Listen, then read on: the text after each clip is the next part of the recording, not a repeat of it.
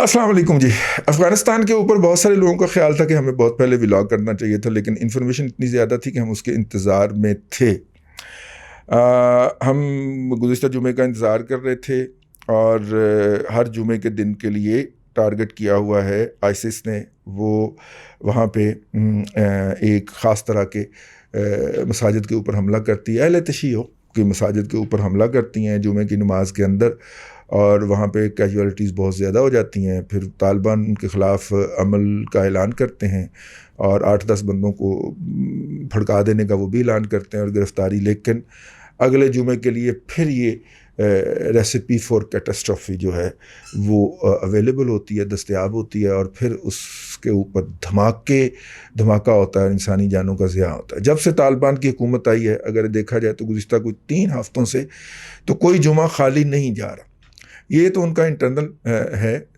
اس کے علاوہ اگر ہم ایکسٹرنل محاذ پہ دیکھیں اور خاص طور پہ انٹرنیشنل لیول کے اوپر، تو پچھلے ولاگ کے اندر ہم نے آپ کو عرض کیا تھا کہ امریکن کے ساتھ ان کے براہ راست تعلقات بحال ہوئے اور انہوں نے مذاکرات کیے ہیں. دونوں پارٹیاں اپنے اپنے نقطہ ہائے نظر کے اوپر قائم ہیں، لیکن رابطہ تو ہوا ہے نا. اور سائیڈ لائن پہ جو ملاقات ہوئی ہے اس میں بہت ساری یقین دہانیاں ان کو کروائی گئی ہیں.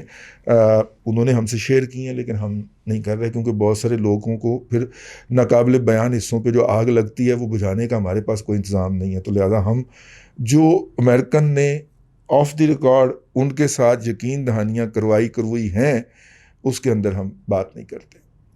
ہم آگے چلتے ہیں. جو آبویس چیزیں رپورٹڈ چیزیں ہیں، وہ ترکی جو تھا اس نے کہا تھا کہ نیٹو کے ممالک چلے بھی جائیں تو کابل کی ایئرپورٹ کی حفاظت کے لیے مجھے موقع فراہم کیا جائے اور میں وہ ایئرپورٹ آپریٹ کروں گا. طالبان اس وقت تک اقتدار میں نہیں آئے تھے. طالبان نے ان کو ڈانٹا اور کہا کہ آپ فوراً یہاں سے نکل جائیے ورنہ ہم آپ کو بھی دشمن تصور کریں گے. یہ بڑی ہائی پچ کے اوپر بات تھی. ترکی جو ہیں وہ وہاں پہ عبدالرشید دوستم جیسے بدماشوں کا پشتیبان بنا ہوا تھا، جس کا طالبان کو بہت رنج تھا. جس طرح کنٹینرز کے اندر بند کر کے پچھلی دفعہ جب امریکن آئے تھے 9/11 کے فوراً بعد، تو عبدالرشید دوستم امریکن کا ایجنٹ بن گیا تھا، اور جس طرح اس نے کنٹینرز میں بند کر کے صحرا میں چھوڑ دیا تھا اور اس گرمی سے طالبان کے بہت سارے فائٹرز مر گئے تھے، اس کا ان کو بہت رنج ہے. اور ہمیں جو ہے ہمارے پاس باقاعدہ کریڈیبل انفارمیشن ہے کہ طالبان کے اندر بہت سارے افراد ہیں، بہت سارے گروپ ہیں ایسے جنہوں نے باقاعدہ سپاری پکڑی ہوئی ہے، قسمیں کھائی ہوئی ہیں کہ اس شخص کو نہیں چھوڑنا. تو ایسی صورت میں اس شخص کی سپورٹ کے اندر ترکی بہادر اگر افغانستان میں لینڈ کرتا تو یقیناً وہ رشید دوستم کو سپورٹ کرتا، تو پھر ایک نئی فساد کی بنیاد پڑ جاتی. اور جو اس وقت ہمیں وہاں پہ بظاہر آن دا ہول یہ والے دھماکے نکال کے جو گزشتہ 3 ہفتوں سے ہر جمعے کے دن ہوتے ہیں، این دا ہول پورا افغانستان ہے یار.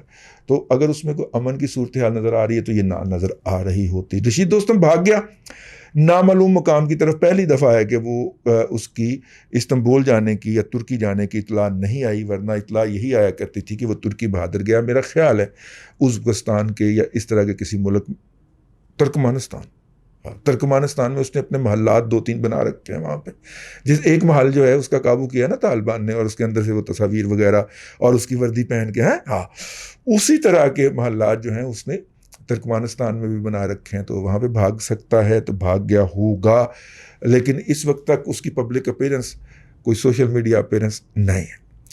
تو ترکی نے وہ بون آف کنٹینشن نہیں پالی جس کو اس نے حرز جاں بنا رکھا ہوا تھا. عبدالرشید دوستم کے اوپر خواتین کے ریپ کا الزام لگا اور باقاعدہ اس نے کیا کہنا چاہیے، حامد کرزئی نے اس کے جب وارنٹ شرنٹ نکلوائے تو وہ بھاگ کے ترکی پہنچا تھا اور پھر کافی دیر ترکی میں مقیم رہا. جب ترکی نے یہ وجہ نزاع یا بون آف کنٹینشن ہٹا دیا تو اس کے بعد پھر کیا بنتا تھا؟ پھر اس کے بعد یہ بنتا تھا کہ جناب دوحہ میں جیسے ہی امریکن کے ساتھ مذاکرات ختم ہوئے تو طالبان کا وہ یا کم و بیش جمع تفریق کر کے ایک بہت بڑا وفد جو ہے وہ ترکی پہنچ گیا اور ترکی کے حکام سے، وزیر خارجہ سے ملاقات کی اور اپنے اپنے گلے شکوے دور کیے. ظاہر ہے کہ وہ وجہ نزاع جب سامنے سے ہٹ گئی عبدالرشید دوستم کی شکل کے اندر، جو ترکی نے سامنے ٹیبل پہ رکھی ہوئی تھی وہ اس نے راہ کے سائڈ پہ کر دی، تو پھر ان کے تعلقات بحال ہونے تھے. لیکن جیسے ہی وہ وفد دل پہنچا ہے وہاں پہ اور اس نے وہاں پہ مشترکہ بیان جاری کیا ہے، جوائنٹ کمیونیکے جاری کیا ہے، پاکستان کی افغانستان کے ساتھ جو ایک روڈ کھلی تھی، یعنی کہ طورخم کی، کیونکہ چمن بہت پہلے بند ہو چکا تھا، باقی کی بھی بند کر دی گئی تھی، طورخم بھی بند کر دی. اب طورخم بند کرنے کی وجہ جو ہے اس کی ملٹیپل وجوہات ہیں. طاہر خان صاحب جو ہیں بڑے پاکستان کے سینئر کریڈیبل صحافی ہیں، اور بارڈر کے دونوں سائڈ پہ مطلب بہت ان کی رسپیکٹ ہے، بلکہ افغانستان میں ان کی زیادہ رسپیکٹ ہے. پاکستان میں تو بہت سارے جو نومولود چموڑا جاتے ہیں ان کو تو پتہ ہی نہیں کہ طاہر خان کتنا بڑا جرنلسٹ ہے. اس کی ہمبلنس پہ نہ جائیے، مطلب وہ اگر مجھے یہ کہنے کی اجازت دیجیے کہ طاہر خان صاحب جو ہیں وہ دوسرے رحیم اللہ یوسف زئی ہیں تو یہ بے جا نہیں ہوگا، ٹھیک ہے. اور رحیم اللہ یوسف زئی کتنا بڑا صحافی تھا. آپ کبھی ویسٹ میں چھپنے والی کتابیں پڑھیے جس میں وہ باقاعدہ اتھارٹی کے طور پہ کوٹ ہوتے ہیں. تو طاہر خان صاحب جو ہیں ظاہر اسپیس خلا تو پورا ہو جاتا ہے نا، تو اگر ہم کہیں تو رحیم اللہ یوسف زئی کا خلا جو پورا کرنے کی کیپیسٹی بھی ہے اور وہ کر بھی رہے ہیں وہ طاہر خان صاحب ہیں. طاہر خان کنٹینیوسلی اس کے اوپر اپڈیٹ کرتے ہیں، ٹویٹ وغیرہ بھی کرتے رہتے ہیں. تو انہوں نے بتایا کہ جو افغان بچے جو ہیں جن کا پاکستان میں داخلہ ہوا ہے مختلف تعلیمی اداروں میں، اور چونکہ تعلیمی اداروں میں تعلیمی سرگرمیاں بحال ہو گئی ہیں تو انہوں نے واپس آنا ہے. انہوں نے پہلے تو ان کو ویزاز جاری نہیں ہو رہے تھے تو احتجاج کیا، بہت سارے لوگوں نے خبریں چھپیں، پھر پاکستان ایمبیسی نے ویزا جاری کر دیا. اب جب پاکستان ایمبیسی نے ویزا جاری کر دیا تو ان میں سے 99% وہ ہیں جو جہاز افورڈ نہیں کر سکتے، تو لہٰذا وہ کابل یا دوسرے علاقوں سے چلے جلال آباد، اور جلال آباد سے جب وہ طورخم پہنچے تو پتہ چلا کہ بارڈر پہ کھڑے ہوئے جو صاحب ہیں وہ ان ویزے کو نہیں مانتے اور ان کو واپس تلخی کی یہ وجہ بنی. ترکی میں تعلقات بحالی کا اعلان ہو رہا ہے یہاں پہ. یہ اب ظاہر ہے کہ یہ پورے افغانستان کے بچے ہوں گے نا، تو یہ واپس جہاں جہاں پہ گئے ہوں گے یا جائیں گے وہاں پہ نفرت کا پیغام لے کے جائیں گے کہ یہ دھوکے باز لوگ ہیں، ادھر سے کابل سے ویزا جاری کرتے ہیں، طورخم پہ قبول نہیں کرتے. ٹھیک ہو گیا. اچھا یہ ہوا. اب یہ وہ سال کا دن ہے، میں مختصر بات، سال کے وہ دن ہیں جب کہ طالبان کے جو میجر ایکسپورٹس ہوتی ہیں، اور میجر ایکسپورٹس ان کے انار ہوتے ہیں. قندھاری انار دنیا بھر کے اندر معروف ہے یار. آج میں جب صبح آ رہا تھا دفتر میں یہ ولاگ کرنے کے لیے تو راستے میں اتنے خوبصورت سجے ہوئے تھے پھل کی دکانوں کے اوپر اور پھل کی ریڑیوں کے اوپر، اور قندھاری انار تھے. یہ قندھاری انار جو ہیں انہوں نے ایکسپورٹ کرنے ہوتے ہیں، ہمیں بھی اور انڈیا کو بھی. اور پیاز بھی آج کل ان کے آتے ہیں، پیاز بھی انہوں نے ایکسپورٹ کرنے ہوتے ہیں. اور آپ کو پتہ ہونا چاہیے کہ انڈیا میں پیاز کی قیمت کتنے گنا ہو گئی ہے. اب ہم نے ان کو ٹرانزٹ کی سہولت دے رکھی ہوئی ہے، ون وے، کہ طورخم سے جو ٹرک سامان لے کے داخل ہوگا وہ واگا تک آئے گا اور اپنا سامان انڈین کے حوالے کر کے یہاں سے واپس چلا جائے گا. یہ ہم نے سہولت افغانوں کو دے رکھی ہوئی ہے. تو طورخم جیسے ہی بند کیا یہ سہولت بھی ختم ہو گئی. تو ایک تو جو ہے چلیں دشمن کے گھر میں آپ نے پیاز کی شارٹیج پیدا کر لی، لیکن وہ افغان کسان جس کو سال کے بعد ایک دفعہ اپنے لیے ریونیو ارن کرنے کا موقع ملنا ہے، اس کا پیاز گل رہا ہے وہاں پہ کھڑا ہوا، اس کا پھل جو ہے وہ گل رہا ہے. یعنی کہ پورے سال میں جو ایک انکم اس کو ملنی ہے، اب تو کچھ دنوں میں وہاں پہ برف باری شروع ہو جانی، اور مارچ اپریل تک تو کوئی ایکٹیویٹی نہیں ہے. اس نے بیچارے نے، اب مسئلہ کیا ہے، برف باری سے پہلے اس کی جان تڑکوں کر رہی ہے، کہوں ہو رہا ہے کہ اگر یہ ٹرک جا کے وہاں پہ نہ بکا اور اس کو ریونیو نہیں ملتا، مطلب مڈل مین نہیں جا کے بیچنا یار، تو مڈل مین کو جب ملے گا تو وہ بیچے گا نا. تو اگر اس کو ریونیو کسان کو نہیں ملتا تو اگلی سردی میں جب وہ اسے گھر پہ بند ہو کے بیٹھنا ہے تو اس کے لیے کھانے کے لیے کیا دستیاب ہوگا. آپ نے وہاں کی میجر دیہاتی آبادی کو رسک پہ ڈال دیا. آپ اس کے جواب میں کیا وہاں سے ارن کرنا چاہ رہے ہیں مجھے نہیں پتا. میرے سامنے وہ شرائط نہیں ہے کہ ہم اس کے بدلے ان کی آرم ٹوسٹنگ کر کے یا ان کا گلا دبا کے ہم ان سے منوانا کیا چاہ رہے ہیں.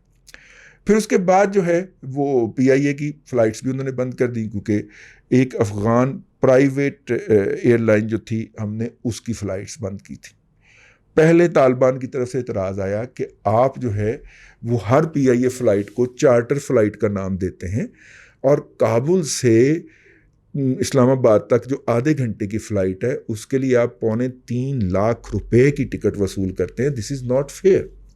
یہ جو ایئر لائنز ہیں انہوں نے اپنے لاسز جو انہوں نے کرونا کے درمیان کیے ہیں اس کو ریکور کرنے کا یہ بہانہ ڈھونڈا ہے کہ وہ ہر فلائٹ کو چارٹر فلائٹ کر دیتے ہیں کمرشل فلائٹ کی بجائے. تو 80,000 کا یا 70,000 کا جو ٹکٹ ہوتا ہے وہ فوراً 3.5 لاکھ پہ چلا جاتا ہے.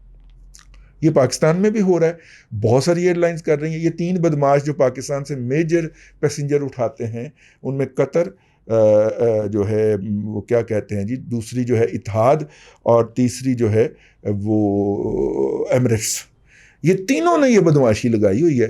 یہاں سے تو دے جاتے ہیں پوری ٹکٹ کے اوپر, وہاں پہ اپنے اپنے جو ان کے ریجنل ہبز ہیں, ٹھیک ہے, کوئی ابو ظبی لے جاتا ہے, کوئی دبئی لے جاتا ہے, کوئی جناب دوحہ لے جاتا ہے. وہاں سے بتاتے ہیں جی فلائٹ تو کینسل ہو گئی تو اب آپ کمرشل فلائٹ پہ جا سکتے ہیں. تو کمرشل فلائٹ پہ ٹکٹ جو ہوتی ہے وہ پھر واہ زیادہ ہوتی ہے, کوئی 4-5 گنا قیمت بڑھ جاتی. اب آدھے گھنٹے کی فلائٹ کے آپ 2.25 لاکھ روپے مانگیں گے تو اگلے کہیں گے نا کہ خدا کا خوف کریں یار, ایسے تو نہ کریں نا, آپ ہمارے بھائی ہوتے ہیں, ہم سائے ہوتے ہیں, اور ہم غریب لوگ ہیں, آپ نے ہمارا ہی رگڑا نکالنا. اس پہ پی آئی اے نے کہا کہ جی مطلب کہ ہم تو ایسا نہیں کر سکتے, ہم تو کمرشل فلائٹس تو نہیں ہم چلائیں گے. اب کمرشل فلائٹ چلنے سے تو ان کو بھی ذرا ایڈوانٹیج مل جاتا ہے نا, پھر اور بھی ایئر لائن آنا شروع ہو جاتی ہیں کہ وہاں پہ وہ کھل گیا. ہم نے کمرشل ایئر لائن چلانے کے لیے ہم تو یہی چلائیں گے, چارٹرڈ فلائٹ ہی چلائیں گے. اور جب اس کے اوپر ہم بزد رہے تو انہوں نے کہا مت چلائیے. جب انہوں نے کہا مت چلائیے تو پھر ہم نے کہا کہ ٹھیک ہے, ہم بھی افغانستان سے آنے والی کسی ایئر لائن کو نہیں اترنے دیں گے. تو ایک ایئر لائن ان کی آ رہی تھی پرائیویٹ, اس کو بھی ہم نے بند کر دیا. تو یہ ہے صورتحال کہ زمینی راستہ بھی ہم نے بند کر دیا, ہوائی راستہ بھی بند کر دیا, ٹھیک ہے. اور انڈیا نے اپنے ہاں پیاز کی کمی دور کرنے کے لیے افغانستان سے مدد مانگ لی. ایک ایسی خبر. تو پھر میری بکل دے وچ چور تو ہمیں اسلام آباد میں بیٹھے ہوئے وہ لوگ تلاش کرنے ہوں گے جو اس پورے منظرنامے کے پیچھے ہیں, جو انڈیا کے ایجنٹ کے طور پہ کام کر رہے ہیں. میں تو یہی کہوں گا, میرے پاس تو کہنے کے لیے یہی لفظ ہے. اگر مجھے آپ لمحہ موجود میں پوچھیں گے کہ وہ ان عناصر کی تلاش کرنی چاہیے کہ جو باقاعدہ پلاننگ کے تحت افغانستان کے ساتھ پاکستان کے تعلقات خراب کرنے اور انڈیا کے تعلقات بحال کرانے کی پوری ڈیوٹی سر انجام دے رہے ہیں. سمجھانے کے لیے کافی ہے. اپڈیٹس تھا, میں نے کہا آپ تک پہنچایا جائے. اللہ آپ کو آسانیاں عطا کرے اور آسانیاں خلق خدا میں تقسیم کرنے کی توفیق عطا کرے.